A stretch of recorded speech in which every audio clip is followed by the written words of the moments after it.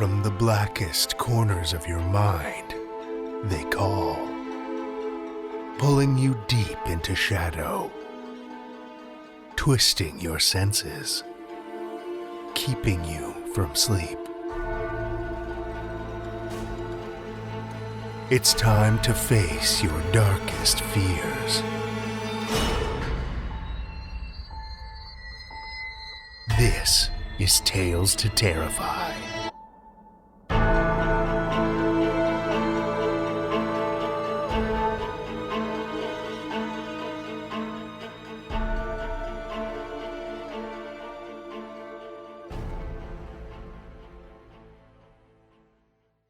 Good evening, children of the night, and welcome.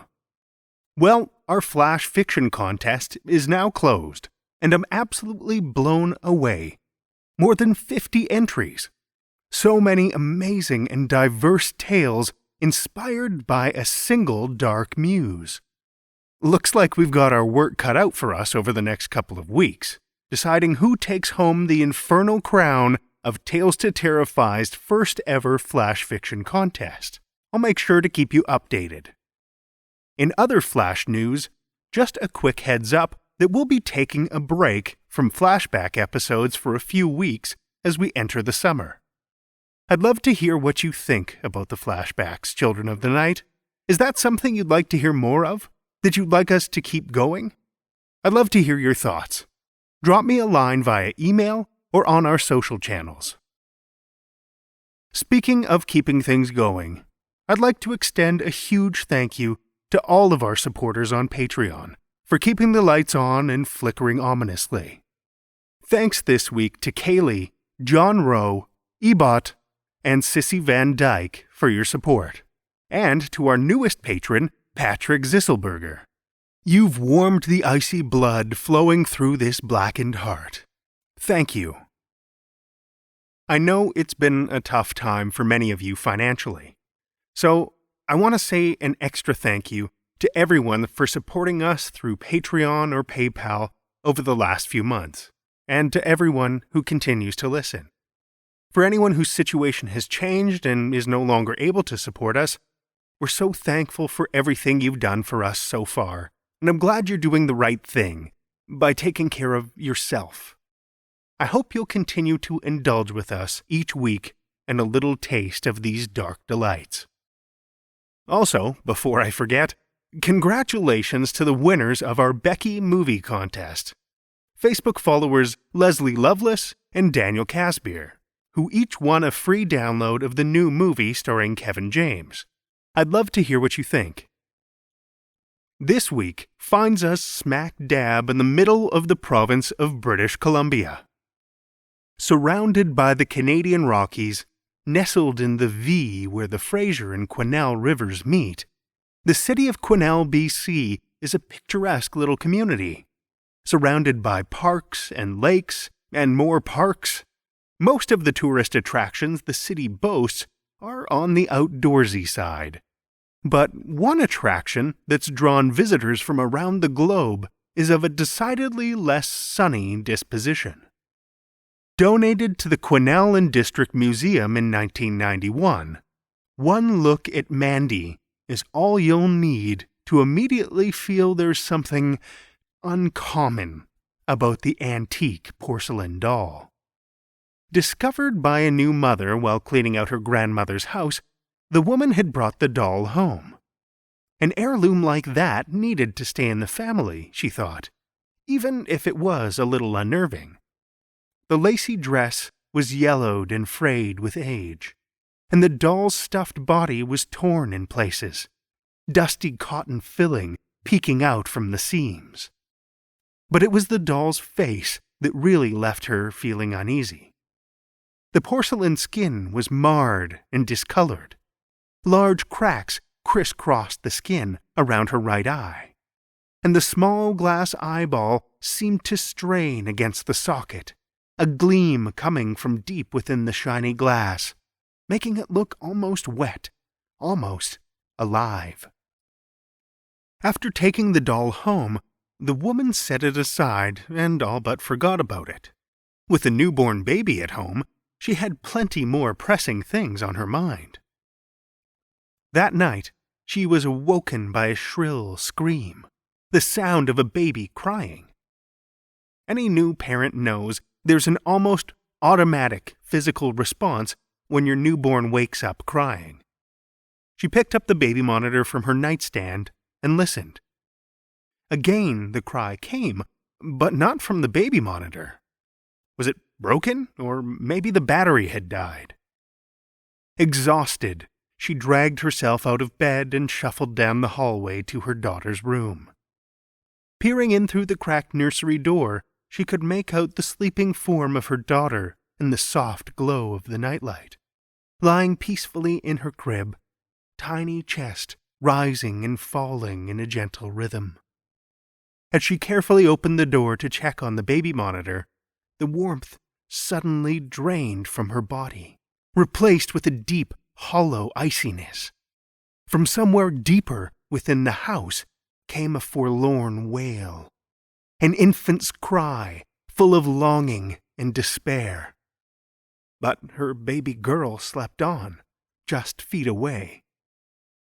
Gathering as much courage as her sleep-deprived brain could muster, she crept from the nursery and down the stairs, following the mournful howls. But even once she reached the main floor, the sound continued to come from below her. The basement. Of course it had to be coming from the basement. Every fiber of her screamed for her to stop, to head upstairs, get into bed, and pull the covers over her head until it stopped, or sleep claimed her. But she slowly fought her way down the basement stairs, each step heavier than the last. At the bottom of the stairs, the sound was clear and intense. She felt around for the string to the basement light, wrapped it around her hand, and tugged. As the light clicked to life, the cry stopped. The basement was empty, aside from boxes and shelves. It was cold in the basement, though, colder than usual, and there was a strange breeze. That's when she realized the small window in the room had been pushed open, the crisp night air blowing in from outside. She searched the basement, sure there must be some reason for the sound, but found nothing. No speakers or radios that could have sparked to life and made the noise. No lost infants hiding in the shadows.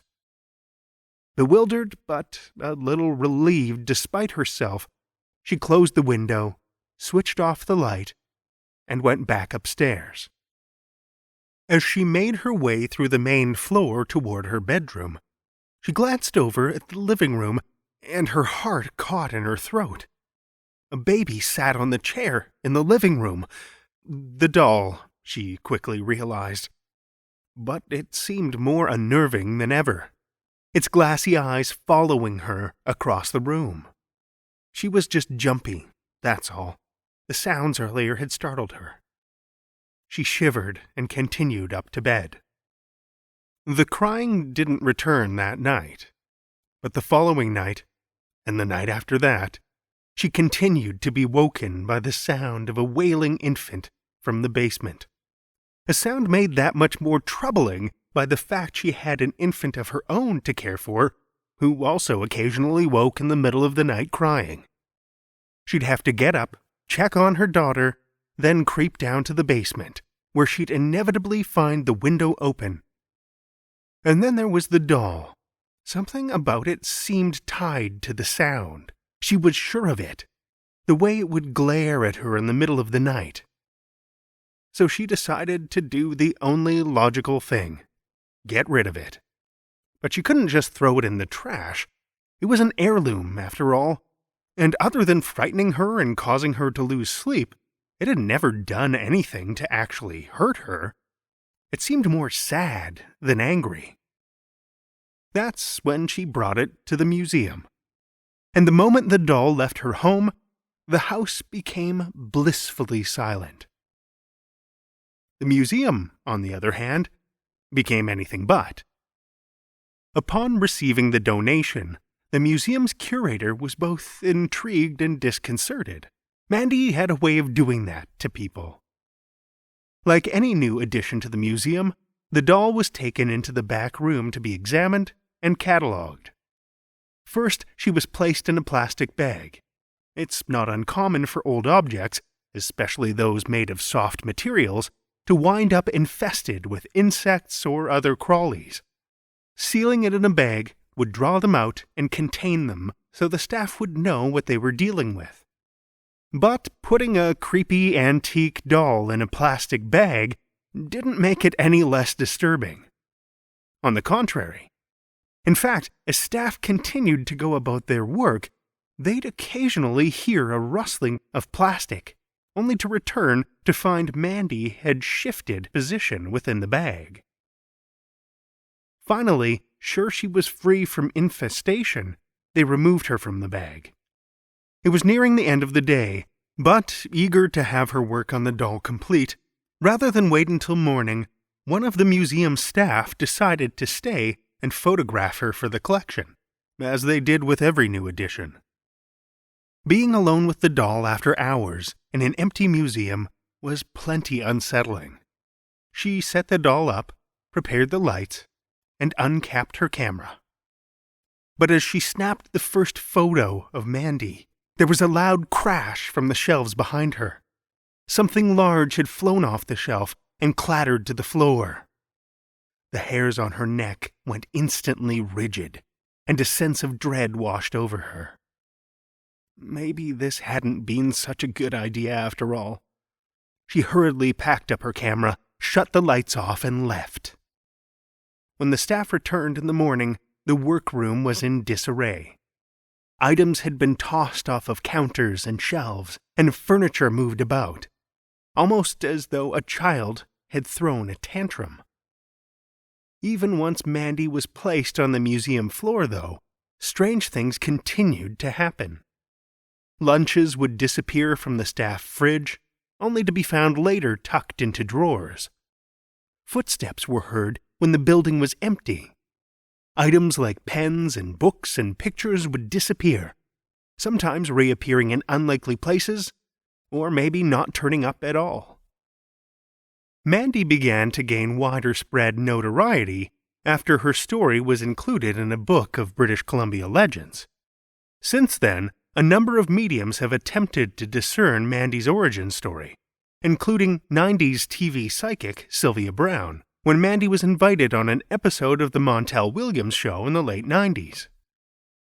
Well, Sylvia said the spirit in the doll was that of a grieving mother whose twin daughters had owned the doll and both died of polio. The most terrifying origin story I came across was more tragic still. The story says the doll was found by a man out for a walk on a fall day. The changing leaves and crisp air made for a beautiful, refreshing wander, and the man was deep in thought. But as he passed the abandoned farmhouse, his reverie was broken by the cry of a child. He stopped. No one had lived in the farmhouse for years. If there was a child inside, it was clearly in trouble. He walked up the creaking rotten steps to the front door of the house and knocked. There was no answer. Again, the muffled cry came from inside. He shoved against the rough wood of the sagging door and entered the farmhouse. Stepping lightly through the ruin, he could hear the cry, but realized it wasn't from the house itself, but deeper, drifting up from below the floorboards, from the cellar.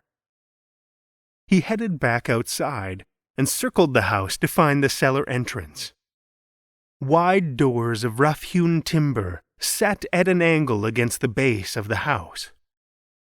He grasped the iron handles with both hands and pulled the big storm doors open with a heave, rusty hinges screaming and grinding. Light spilled in down the stairs, sparkling off ancient motes of dust. The darkness was too deep, and outside too light, for him to see more than a few stairs down. Again, the cry drifted up from below. He began to step carefully down the stairs, testing each board as he went, calling out to whoever might be down there. But only a few steps from the bottom, he froze. Lying in the middle of the floor, covered in a layer of dust, lay the sprawled form of a young girl. Her body was decayed to the point of being unrecognizable, and he only knew it was a girl from the faded flower print dress she wore. But, cradled between what remained of her arms, was a porcelain doll. It wasn't clear whether an accident had trapped the girl in the cellar, or if she'd been put there as punishment of some kind. But while her tiny body succumbed to dehydration and starvation, her spirit refused to let go. Instead, it moved into the nearest object it could inhabit, the doll. No matter what her origin story, there's no question that Mandy the doll has had a lasting impression on just about anyone who's met her. And even though she's trapped behind glass, if you visit her, I won't blame you for checking the basement before you go to bed. We have one story for you this evening, which comes to us from author Jess Landry. From the day she was born, Bram Stoker Award winner Jess Landry has always been attracted to the darker things in life. Her fondest childhood memories include getting nightmares from the Goosebumps books, watching the hilarious House of Frightenstein, and reiterating to her parents that there was absolutely nothing wrong with her mental state. Since then, Jess's fiction has appeared in several anthologies, including Tales of the Lost, Twice Told, a collection of doubles, Monsters of Any Kind, Where Nightmares Come From, Lost Highways, Dark Fictions from the Road, and Fantastic Tales of Terror, among others. Her debut screenplay, My Only Sunshine, a coming-of-age horror film set against the harsh prairie winter, has been called a sharp and precise slow-burn horror story by The Blacklist. Jess has also written several other screenplays, including 2 Lifetime movies set to air in late 2020. She is a member of the Winnipeg Film Group and On Screen Manitoba, and currently sits on the Board of Trustees of the Horror Writers Association. You can visit her online at jesslandry.com, though your best bet at finding her is on Facebook, facebook.com/jesslandry28, where she often posts cat gifs and references Jurassic Park way too much. Children of the Night, join me for Jess Landry's Mutter, first published in Fantastic Tales of Terror, October 2018.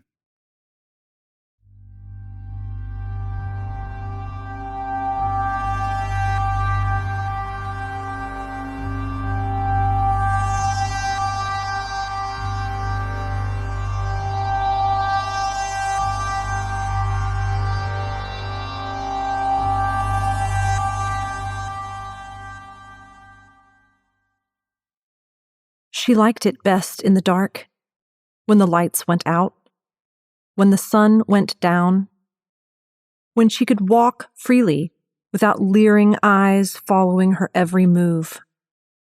In the light, they all looked at her funny, as though they could tell there was something different about her, something they couldn't put their fingers on.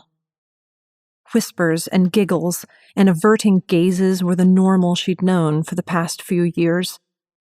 But all that was about to change. She needed one more thing, and she knew exactly where to find it. Under the blanket of night, she clicked open the cabin door and stepped inside. Somewhere over the Atlantic, Edith startled awake. She jerked up in her cot, hand over her heart. That falling sensation, the one she'd been plagued by, more so, over the past 3 days than before, never failed to rattle her. She peeled the thin cotton sheets off of her damp body and brought her feet over the side of the bottom bunk, catching her breath. Her other hand fumbled against the wall, searching for the light switch. With a flick, the yellow-lit bulb illuminated the tiny room, washing over the same taupe, windowless walls and prickly burgundy carpet that she'd seen for the past 72 hours. I can't wait to wake up to sunshine, she thought, her heart rate steadying itself, and not in a room the size of a jail cell. Edith stood up, cracking her back and rubbing her hands over her skin to warm herself. The sheets of the top bunk were all over the place, the only hint that Hurricane Margot had blown through. Her room at home was always in a state, books strewn about, clothes tossed in places other than her closet, yet her sewing station was kept proper. It was the only thing Edith was truly strict on. A teal, flower-patterned dress hung off the sole chair in the room, a reminder Edith had left herself the night before. She'd made the dress for Margot, in hopes that she'd wear it as they disembarked the ship, though clearly the girl had thought otherwise. No matter, Edith thought, as she picked up the garment, noticing a slight tear at the hem. She sat back down on her bed, reached under, and pulled out her suitcase. Propping it onto the springy mattress, she tugged at her necklace, which held 2 small keys, to open the equally small locks she'd placed through the brown leather straps, and popped open the case, pulling out her sewing kit. Scissors, a needle, and thread. That's all Edith needed. An important skill, Edith had told her daughter many times, in their small home on the edge of Frankfurt. Important for people like you and me. Edith's own skills as a seamstress had kept her and Margot sheltered and fed, but tensions in Germany were reaching their boiling point. It was impossible to walk down the street without being bombarded by some kind of Nazi propaganda. Rumors were circling that German citizens were disappearing without a trace simply because of their religion, and that camps had been built far beyond the walls of the city where these people were being detained. All this under the authority of one man, the Führer. She'd known men and women like that in her lifetime, ones that hid in their fortress while they commanded others to do their dirty work. That was not the life she wanted for her daughter. So when the opportunity arose for Edith to travel to New York City for work, she jumped at the chance, using the life savings she kept stored in a secret flap she'd sewn under her mattress to purchase a second ticket for Margot. She promised to take her daughter to see the Empire State Building and to eat a hot dog and ride the subway. All things the little girl had read about in books. And after all the sights had been seen, they would disappear into the countryside under the cloud of the looming war. If everything went according to plan, Germany would forget the faces of Edith and Margot Brandt.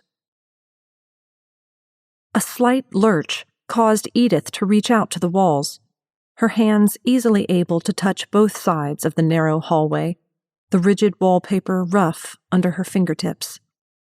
"Guten Morgen," Peter Vogel, the ship's steward, squeezed by with a wink and a smile, beginning his last shift of this flight. He'd told Edith and Margot, as he helped them to their cabin before departure, that sudden movements of the airship were perfectly normal. Margot had taken to him right away, something she often did not do. Since they'd left Frankfurt, Vogel had been by their room a few times a day with a sweet for Margot, who, he said, reminded him of his daughter back in Munich. The same burgundy carpet from the cabin lined the entirety of the passenger deck, muffling the sound of Edith's Oxfords as she stepped into the lounge. The morning's breakfast crept in through the vents. Fresh bread out of the oven, eggs cracked and scrambled, smoked meats grilled through and through. Edith could almost hear their sizzle. Margot had particularly taken to this part of the ship the first day, immediately pulling a chair to the wall of windows in the promenade. Maybe she felt like a giant or a bird watching the ground beneath her dwindle away, people into trees and cities reduced to nothing more than little dots. Edith often wondered what went through her daughter's mind. the 10-year-old with curly chestnut hair whose deep green eyes always said more than her mouth. Margot sat in the far corner of the lounge, hands pressed against the window pane, the only soul in a sea of brown tables and orange-upholstered chairs. The wall behind her adorned with a mural painted by Professor Otto Arpke, apparently known for his work on a picture called Das Kabinett de Dr. Caligari, though Edith had never seen it. The mural depicted the world, showing the most notable transatlantic voyages in history, from Columbus to Magellan, from Cook to trips taken by the airship's predecessors. The muted browns and blues of the mural attempted to add a sense of adventure to the room, but to Edith it all seemed particularly sad for some reason. These voyages had been monumental, yes, but they'd all come to an end. Only a few names and faces remembered when there'd been more involved. Margot pressed her hands and the tip of her nose against the closed windows, her breath lightly fogging the same spot over and over. She dressed herself in a pair of brown slacks and a blue striped shirt that they'd made together. Her tight brown curls sat lightly on her shoulder, and when she turned to acknowledge her mother, her green eyes gleamed. Edith considered disciplining her daughter for leaving her side, something she had told her not to do under any circumstances, but the young girl had an adventurous side, a spirit that loved to learn and take in her surroundings. How could she deny a curious child the chance to explore? As it was, they were on an airship. What kind of trouble could she get into on a tin can 1,000 meters above the ocean? Edith walked over to her daughter, wrapping her arms around her. Margot was warm, her body loosened at her mother's touch. She stared off out the window, to the rising sun, to the waking world. Her right hand tapped against the pane. Edith kissed the top of her head, catching her daughter's reflection in the glass. Those green eyes that if you looked hard enough, you'd notice they were about a centimeter too far apart. Her full cheeks that were always a little rosy, and her smile, when she did, was thin-lipped but meaningful. She followed Margot's gaze out the window, taking a moment to admire the new day. During their time on the airship, they'd seen nothing but blue skies and bluer oceans, and today was no different. The ocean rippled below them, and far off in the distance, faint beaches and deep forests were starting to take shape. "It's going to be a beautiful day, isn't it?" Edith smiled and crouched beside the girl, sweeping a loose curl off her cheek. Margot paid her no mind. Edith smiled at her in the window's reflection. Margot's green eyes remained locked on something just out of view, her hand tapping in bouts of 3, with short pauses between, her breath fogging up the same spot. The Zeppelin swayed to the right, causing Edith to reach out a hand to steady herself. "Just a few more hours of this, then we'll be back on solid ground. Then we can disappear and leave it all behind." Margot's head shifted upwards, and Edith's followed. A dark shadow passed over the edge of the ship's rounded frame. As Edith craned her neck forward to get a better look, the door to the dining room opened, and in poured the other passengers, some still in their nightgowns, some rubbing the sleep from their eyes. Children slept in the arms of their parents. Parents muttered amongst themselves. A rising din followed as what appeared to be about half the passengers on board the ship piled into the lounge. Vogel closed the door behind them, voices growing as he turned to face the crowd. "If you'd please quiet down," he said. Faces Edith recognized from passing turned angry, the men shouting, their children crying. Edith stood up, and Margot gripped onto her mother's belt. She placed her hand on the child's shoulder and gave it a tiny squeeze. "Please," Vogel pleaded. "If you'll all quiet down, I can explain the situation." Women hushed their husbands and soothed their crying babies. Vogel cleared his throat. "Thank you. Now, my apologies for the manner of which you've had to proceed, but a situation such as this has yet to occur on the airship." The other passengers turned to each other, murmuring, exchanging worried glances. Please quiet down," Vogel attempted once more. There is no danger to you or your families." "Then why have you herded us into the lounge?" a woman shouted, a crying toddler in her arms. "Why can't we go back to our rooms?" asked another. Others joined in with a flurry of shouted questions. "At this time," Vogel shouted over the clamor, "please, everyone, at this time, it is in everyone's best interest to be here. Due to these circumstances, we will be conducting a search of your cabins." The crowd roared. "Please, with you present. Once we have concluded our search, you will be allowed to remain in your rooms until otherwise indicated." "What exactly are you looking for? Did you not search our luggage when we boarded? Aren't we landing soon?" Vogel cleared his throat, his hand moving to the door handle. "We have delayed landing at the Lakehurst Naval Base until further notice." The crowd erupted as Vogel attempted his escape. "Herr Vogel!" Edith shouted through the crowd, grabbing Margot's hand as they pushed through. She grabbed him just as he was closing the lounge door, the other passengers livid amongst themselves. "Herr Vogel," she said, holding on to Margot. "Please, will you at least tell me why we are not landing? What's happened?" "I'm sorry," he said, attempting to shut the door, his attention leaning to something in the hallway. "Please," she said, stuffing her fingers in between the door and its jamb. "What's going on?" He frowned, his steel blue eyes looking into hers. Though they'd only met 3 days prior, she'd taken to him, much like Margot had. There was a kindness about him. Though it was all part of his job, he seemed to enjoy every minute he was on board the Hindenburg. He looked over his shoulder at the other crew members, running by before turning back to Edith. "A passenger was found dead this morning," he said as he closed the door. The hours dragged on as the crowd grew smaller and smaller. Whispers made their rounds, eyes shifted from one end of the room to the other. One by one, families and single passengers were called out from the room until only Edith, Margot, and another woman and her child remained. The 4 of them sat in silence, the only sound the faint humming of the airship's motors. The smell of breakfast faded along with the ardor for the day. None of it affected Margot, who tapped on the window repeatedly as the New York City skyline floated below, the Statue of Liberty, the Empire State Building. Everything she wanted to see appeared before her eyes in the late afternoon sun. Edith was about to point her toward the Chrysler Building when Vogel and the ship's captain, Werner Richter, entered the room. "Fräulein Brandt," he said. The 2 women exchanged glances, the worry clear in both their eyes. Edith then stood up and grabbed Margot by the hand. Richter said nothing, keeping a watchful eye on Edith and Margot from under his cap. His eyes burrowed, his thick white mustache covering his top lip, his stocky frame squeezed into his double-breasted uniform. Vogel and Richter accompanied them to the cabin, Edith clutching onto Margot's shoulders.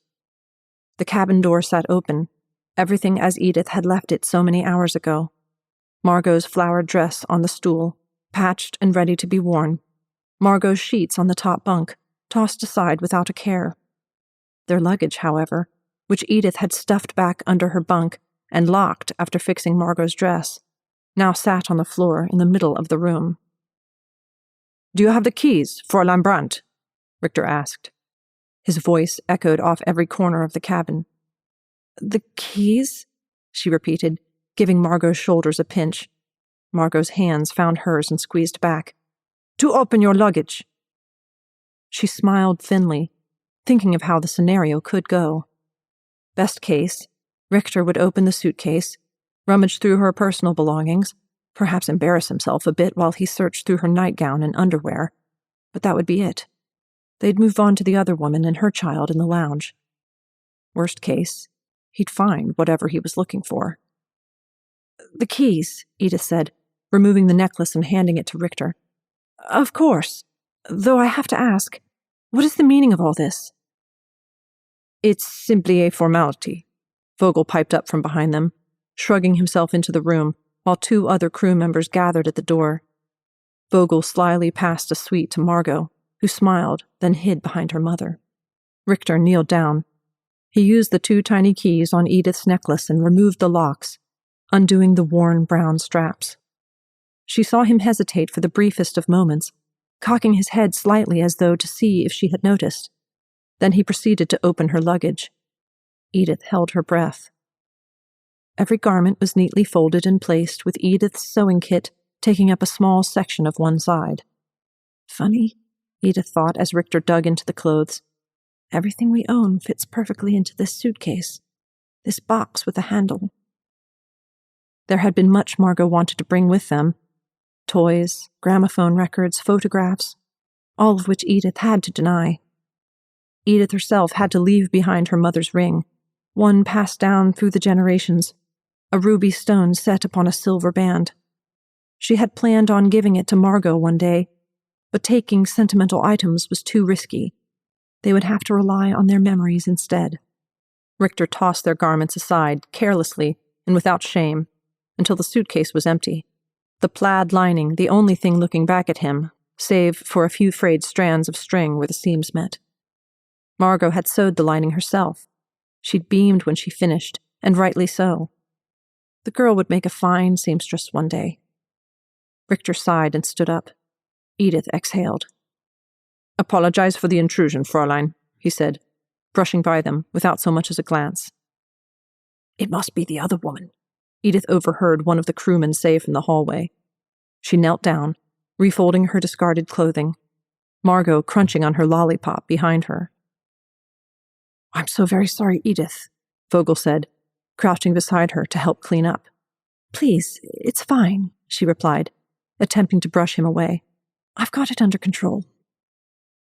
"It's no worry. Here, let me help." He folded one of her shirts. As he was about to place it in the suitcase, he noticed the stray threads dangling from the seam. Without a word, and before Edith could stop him, he tugged at them. As he pulled, the lining came loose, exposing 2 tightly wrapped, flesh-colored items, roughly the size of a rolled-up blanket. Vogel looked up, his steel eyes meeting Edith's. There was a moment of silence, of confusion, Vogel's gaze faltering between the 2 items and Edith. No time to save herself or grab Margot and run. No time to stop Vogel, to silence him before he opened his mouth. So as Vogel cried out for Captain Richter, the only thing she could do was to turn her head to Margot and tell her to run. "We've searched the whole ship, Captain," an exasperated crewman said, wiping his brow with his sleeve. "We can't find the girl anywhere." "Keep searching," Richter muttered from under his mustache. "For God's sake, she's just a child." Edith shifted uncomfortably, the handcuffs tight around her wrists, her hands behind her back. Confined to the officers' mess on the lower deck of the ship, she sat in a burgundy vinyl booth with the items in front of her, both rolled tightly and held together by strings of burlap. Photos of the Führer and General Paul von Hindenburg hung in gold-lined frames on the wood-paneled wall, their eyes on her. Her brown blouse stuck to her shoulder where the blood dripped from the side of her face, thanks to one of Richter's overzealous crewmen, who tackled her in her cabin as she tried to pursue Margot. Richter, Vogel, and 2 other burly crew huddled in the hallway, whispering among themselves, their backs turned to her. The hum of the motors was more prevalent down in the officers' mess, a buzz that sounded like a swarm of bees just outside the walls, waiting for the command to attack. The room stank of wasted alcohol and sweat. "Do not disturb us," Richter told Vogel as he walked in, closing the door behind him. The Zeppelin lurched slightly as the captain took a seat across from Edith, checking his watch. She could see the hands ticking by, 3:28 p.m. Richter cleared his throat. "I'm not sure what to make of all this," he said, removing his cap and running a liver-spotted hand over his face and through his stark white hair. "In all my years, never have I come across this type of situation. I've been on battlefields. I've seen men cut in half, women left bloodied and disfigured, children," he trailed off, his brown eyes lost in a memory. He exhaled and continued. "What I saw today, I do not understand, and I suppose I never will. How does someone so delicate, My God, how could you do such a thing to another woman? He looked at her, genuinely puzzled by what he assumed she'd done. He began to speak once more, but closed his mouth before the words came. Instead, he fished in his pockets and pulled out a pair of gloves. He paused after he put them on, but proceeded to unfurl the thinner of the rolled objects in front of him, untying the burlap string with a shaky hand. It stretched over the length of the table as he flattened it out, and not an inch more, some bits stuck together as though they'd been glued. It had started to lose some of its rose coloring, except near the top. He smoothed it out with his hands, pure disgust across his face, until it finally became a tangible object, one that made him turn away in a gagging fit. Edith gazed upon the piece before her, a well-preserved pelt with a perfect seam and near-perfect stitching, her daughter's finest work. "What is this?" His voice shook as he asked the question, immediately correcting his posture, no doubt praying Edith wouldn't notice his falter. But she did. She had seen it in men like him before, the ones who cowered in their fortresses and demanded others do their dirty work. The ones who would and had come for her and her daughter time and time again, unrelenting, unwavering. But these men hadn't the slightest clue what they were up against, and now that they'd found her out, she had nothing to lose. Behind him, a vent cover silently shook loose, a little hand reaching out to stop it from crashing to the ground. "It's Margot," Edith smiled. Vogel paced outside the door, trying to listen to the conversation happening on the other side. The two mechanics waiting with him, Hans and Martin, watched him, smirking. "They've been in there for quite some time," Vogel said, debating whether or not to interrupt. "I doubt there's much going on," Hans said, scratching his jaw. "What's she going to do, beat him with your shoe?" Martin chuckled. Vogel shook his head. "You didn't see what she did to that woman." He'd passed Edith in the hallway that morning, smiling and unaware. She'd smiled back, her lips a deep red, her green eyes heavy. If only he'd known what she'd done. If only he'd checked on Ingrid Schmidt sooner. Maybe he could have done something. Maybe he could have helped. "No one's afraid of a lady," Martin spat. Vogel shook his head again, making his choice. He knocked on the door. When no answer came, he knocked again, calling out for Richter. When that proved useless, he threw the door open, the handle rattling as it hit the wall. Upon first glance, the room was empty. No Richter, no Edith. But as Vogel approached the booth where he had brought Edith, Hans and Martin staying precautiously behind, the captain's body came into view, a stream of blood spilling from multiple tiny wounds in his neck and onto the burgundy carpet. "Perhaps we should be," Vogel said. Edith followed Margot through the vents, squeezing her way through the tight spaces with the two rolled-up garments tucked under her arms. They eventually crawled up and out through a mesh of tangled wires and into the ship's interior hull, stepping onto a catwalk that led deeper into the ship's core one way, and the other to a door marked engine room. The smell of rotted eggs slightly more prominent in the hydrogen-filled balloon. The buzz was the loudest here, though it wasn't deafening, the ship's motors flanking them on either side. Around them were the Hindenburg's bones, the duralumin frames, circled above and below like 1,000 black Ferris wheels that stretched on as far as Edith could see. The reinforced cotton tarp covering every inch of its skeleton.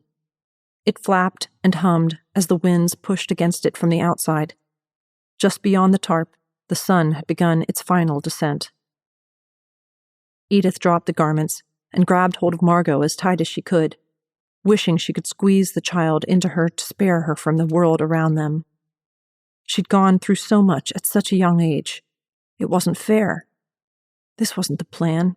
They were never supposed to have been found out. But Margot was young and inexperienced. She'd seen a pretty face and wanted her mother to have it.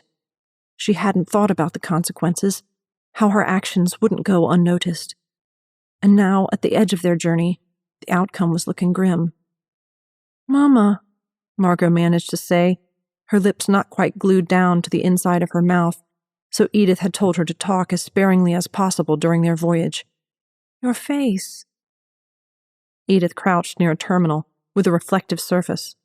A large chunk of flesh dangled off her cheek, the spot where she'd been struck earlier and where Richter had managed to strike her once more before she'd struck him over and over with the carved needle she kept hidden in the skin of her wrist.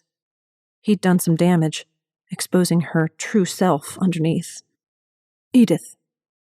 She turned to see Vogel standing on the catwalk 10 feet away from them, an SS-designated dagger clutched in his fist, the words, "Mein Ehr heißt true," carved onto its blade. Margot cowered behind her mother, tiny fingers clutching at her belt. "Herr Vogel," Edith said, raising her hands to chest height in an attempt to show him she was disarmed and meant him no harm. "Please, you've been so kind to us on this journey. I feel selfish asking one more favor of you." His chest heaved. He shifted his weight from one foot to the other. He said nothing. "Look the other way. Go back to the other passengers and forget we were even here. You've killed the captain. What you did to Ingrid Schmidt. I heard her cries from the hallway. When I entered her room, my God, Edith, you skinned her alive." "I never meant for any of this to happen. Please believe me." She paused, gently pushing Margot toward the engine room door, her eyes swelling. "I want a good life for my daughter. Surely you understand that much?" He lowered his dagger, his shoulders dropping, the kind eyes that once looked upon them returning to his face. He held back tears. "What are you?" he asked. She smiled thinly. Edith started to answer him, but before she could utter a word, Margot came blaring past, a flurry of brown curls and blue stripes. She charged at Vogel, knocking him off his feet, the dagger tumbling onto the catwalk with a clang. "Margot, no!" Edith cried, rushing for her daughter as she prepared to charge him again. Vogel scrambled, finding the blade just as Edith grabbed Margot and held her in her arms, her back to him. At first she felt a tiny sting. Then the sting grew until it felt as though her whole back were aflame. She faltered, dropping Margot onto the metal catwalk. Blindly, she turned in place, using her arms to shove Vogel away. She felt heat against her hand as she pushed, a crash sounding out as pain shot through her torso. She turned back to Margot, ushering the girl towards the engine room door. "Mama!" The words shook from Margot's lips as Edith felt the warm rush of liquid dripping down her back, her legs, her feet. "Go, Margot. I'll be right behind you." The little girl hesitated, but grabbed their new skins and went toward the door. Edith made a full turn towards Vogel. He lay tangled in wires and cables, blood saturating his black uniform and dripping through the catwalk grates underneath him. "Do you want to know what I am?" she asked, looking down at his broken body. He seemed smaller on his back, paltry, childlike. He said nothing, his eyes wide. There was no need to hide anymore, not in this world. What good was a mother who kept her child hidden because of her own fears? She was no better than the others who sent their followers off to die while they sat in their castles. Edith reached an arm behind her and dug the blade out from where Vogel had made contact, shrieking as she did. The dagger hit the catwalk with a clang. She removed her clothing, one excruciating item at a time until she stood nude. From the wound that Vogel forged in her shoulders, she bore her fingers in, pulling at the skin as though she were removing an adhesive. It ripped quickly, easily, and for the first time in a long while, Edith felt the night's air against her true self. Grabbing onto her brown curls, she tugged from the neck, pulling up and over. The fillers dropped from her face, a trick she'd picked up years ago, using strands of burlap to round out the parts under the skin that made her facial features more human. She'd gotten pretty good at it, though she often noticed Margot's eyes were slightly far apart. The girl was still growing, so there would be imperfections. Edith yanked her claws out from her fingerholes, the blood sticking to her fur stringy like strawberry jam. And with a heave, she tore the rest of the skin away, tossing it into a pile between herself and Vogel. She stretched her arms out as far as they could go, bringing her hands to her back, to her rear. Her fingers both found a thick strand of thread, and through a grimace, she pulled the thread, the fabric unspooling the wings she'd kept sewn down for years. She flexed her newly freed appendages, and though she'd clipped them long ago so they'd be better hidden, much like her horns, they were now free. Everything was unfettered. Her body hummed as it released itself from the confines of her suit, one that her and Margot had become accustomed to fit into a world that would not accept them in their natural form. Vogel couldn't move. He glared at Edith, observing every inch of her body, quick, uneven breaths escaping his chest. "Is this not what you wanted to see?" Edith said as Margot opened the door to the engine room. "This is what I really am. This is why I have to hide. The way you're looking at me at this moment, this is how I've been looked upon my entire life." A tear spilled from his eye, rolling softly down his cheek. "I'm sorry," he muttered, and pulled at the loosened wires. Sparks from the disconnecting wires met the hydrogen-filled air. Before Edith could understand what was happening, a giant fireball sprang to life, consuming all in its path. The off-white tarp lacing the Ferris wheel frame erupted in flames as though the sun had reached out from the sky and set it ablaze. Edith was knocked down, hitting the metal grates hard. Through the blinding light and gaining heat, she turned onto her stomach, pain scorching her every move. But move she did. Edith crawled to the engine room, passing by Vogel's screams, his body consumed by the inferno. The Zeppelin suddenly jerked downward, Edith winding her claws through the catwalk, her hands desperately pulling her forward, feeling for a touch of fabric or her daughter's warm skin. She crawled into the engine room and immediately noticed the little girl cocooned in a corner, the flames licking at her feet, her skin already beginning to melt away.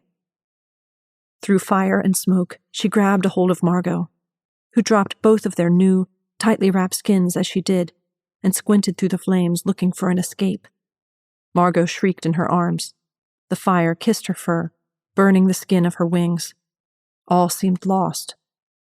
But then, through the smog, she noticed a hatch on the underside of the catwalk. "Hang on to me!" Edith shouted as her daughter wrapped her arms around her. She closed what remained of her wings around Margot, maneuvering her body through the climbing flames. The hatch lever seared her palms as she pulled, the door itself falling away into a black abyss. Exhaling, Edith tightened her grip on Margot and leapt into the night. The wind rushed by them, caressing Edith's body in its gentle touch. With her back towards the earth, Edith expanded her charred wings as far as they could, hoping to catch a downdraft to ease the fall. Edith held on to her daughter with everything left in her. Around then, the Hindenburg burned, its massive frame melting away as though it were shedding its own skin. There were screams. Of that Edith was sure, and they were the last things she heard before they hit the ground. Margot awoke in her mother's arms. She sat up, her body aching. All that remained of the airship was its collapsed frame some 50 yards ahead of her, like old dinosaur bones sticking out from the earth. People closer to the wreckage were screaming at one another. Men rushed the site, attempting to put out what was left of the flames. "Mama?" Margot turned to her mother, unsure of what to do next. She shook her mother, but Edith didn't move. They were here to start over, her mother and her. She'd chosen a new face, the little girl who lived down the block with the straight red hair and pretty freckles. She'd chosen a new face for Mama, the lady in the cabin across from them, though Mama had gotten mad at her for getting it. They'd even chosen a new name, too. Mama would be Alice, and Margot, she picked a pretty one, Mary. No more Edith and Margot Brandt. They were Alice and Mary Leeds. "Hello!" someone called out from ahead, a silhouette making its way over to her. She shook her mother again, but the woman didn't stir. "Mama!" she cried, pulling at her fur, slamming her hands onto her chest, anything to get her to move. "Are you all right?" another voice said, the silhouette becoming that of two men. Margot looked back to her mother, her face red and shiny, the fur burned away. Her head was turned to the forest, her green eyes staring blankly off to the distance. The tears came as Margot stood up, all that remained of her burned skin falling from her body as she did. For the first time in her life, she felt the wind passing through her sprouting fur, over her growing horns, against her maturing wings. The men came closer. She hesitated for a moment, looking at her mother one last time. Margot then ran off, leaving behind the only one who'd ever meant anything to her. "What's that?" one voice said as she ran, the trees growing closer and closer. "It looks like the devil," said the other. The flames of the wreckage were nearly extinguished as Margot ran into the night, into the forests of New Jersey.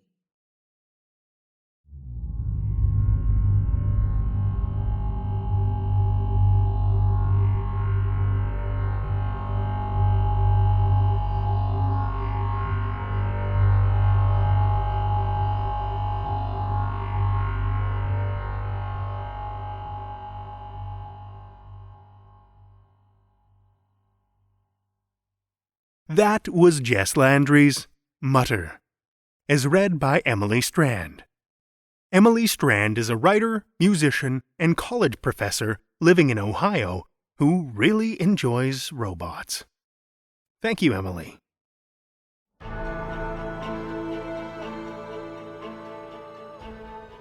Well, children of the night, the hour is late, and we've run out of tales to tell. For now. If you're not already a supporter, head over and have a look at our Patreon page to check out all the awesome perks, from ad-free episodes and bonus content to shoutouts and swag. Every dollar helps, and we appreciate it so much. If you're looking for another way to help, why not drop a rating or a review on your favorite podcast app? Ratings and reviews are an easy way that you can help us spread the darkness. Tales to Terrify is produced by Seth Williams, Pete Morcellino, Meredith Morgenstern, Julia Zellman, and myself, Drew Sebastini, with original theme by Nebulous Entertainment. Tales to Terrify is distributed under a Creative Commons Attribution Non-Commercial No Derivatives license. Join us again next week as we possess your mind with more Tales to Terrify.